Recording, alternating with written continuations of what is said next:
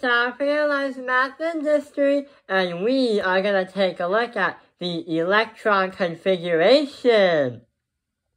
So, when you think of electrons, well, what do you think of? You probably looked at this kind of model before. Yes, we've looked at the Bohr's model thing before. And right in the middle is called the nucleus. That is where the protons and the neutrons are going to be inside. And the whole atom is the whole thing. And those tiny blue things in the rings are what you call the electrons. But what we're going to try and understand is, if we look at a certain element in the periodic table without having a picture of the atom itself, what is the structure of the atom in terms of how many electrons are in each layer? Well, to understand this, we understand already that atoms have electrons.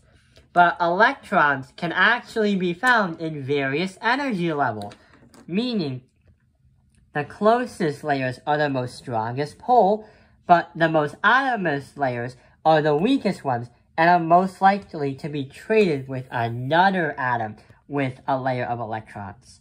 These are called the valence electrons. So, to understand how this is going, or where we start, there are 7 layers that are possible on the periodic table. So if you look right here, we have 1, 2, 3, 4, 5, 6, 7. So hydrogen is going to have 1 layer, lithium is 2 layers, sodium is 3, and so on. If we look at the horizontal layers, match these layers with the numbers, and that tells you how many rings the atom has. But there are 4 different kinds of rings. These rings are going to be S rings, P rings, D rings, and F. The way we can understand this is we can say PDF is like a computerized file. Maybe this video is going to be on a PDF. Who knows? Maybe a Word document. So, we have SPDF, a super PDF. And these kinds of different rings are going to determine how the element or the atom is structured. The maximum electrons per sublevel, also known as those kind of rings or levels, those energy levels, the S sublevel is going to have a maximum of 2 electrons. So that's usually like the closest one is going to have 2 electrons. The P ring is going to have a maximum of 6 electrons. The D ring is going to have a maximum of 10 electrons. And also, the F one is going to have a maximum of 14 electrons. So the confusing part is, we can understand that each ring after 2, 6 is going to hold 8 electrons. But the reason why some of them have like 10 or 14 is because some of the atoms or elements may have more than 1 D-type ring, or it may have more than 1 F-type ring. So that's why it exceeds the number 8, because there possibly could be more of those kind of types out there than we think about. Next thing we're going to understand before we get into part 2 is understand what orbitals are. So orbitals are areas where high probabilities of an electron is floating around. So we can use advanced level mathematics to calculate where on Earth is this electron in the atom. Where is the highest chance of probability that the electron is going to be located here?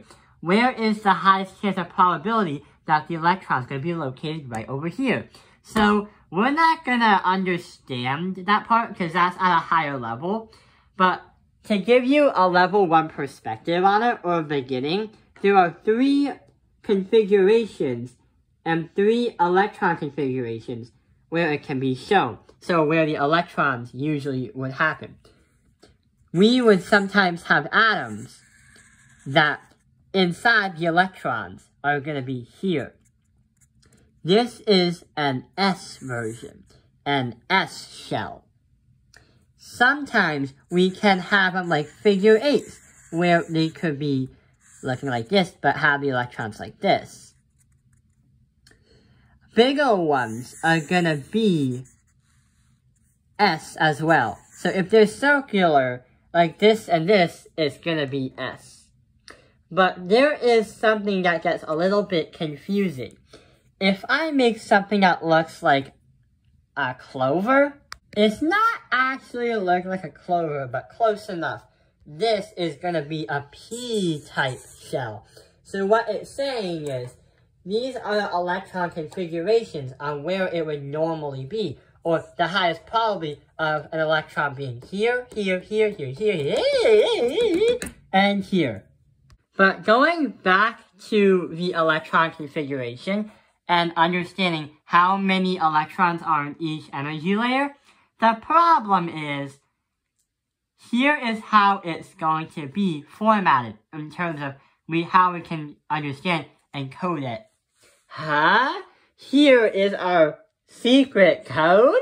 So we have, what's this? 1s2. The next one is 2s2. And 2p, what? 2p6? How are we going to understand this? Are these exponents? Maybe.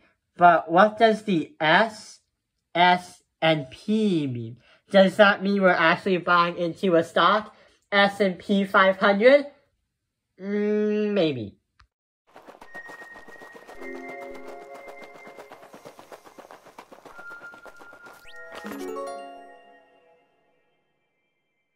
But we're gonna understand that in the next video. So I hope this video has helped you understand the electron configuration. Thank you for watching Top Penalized Math Industry.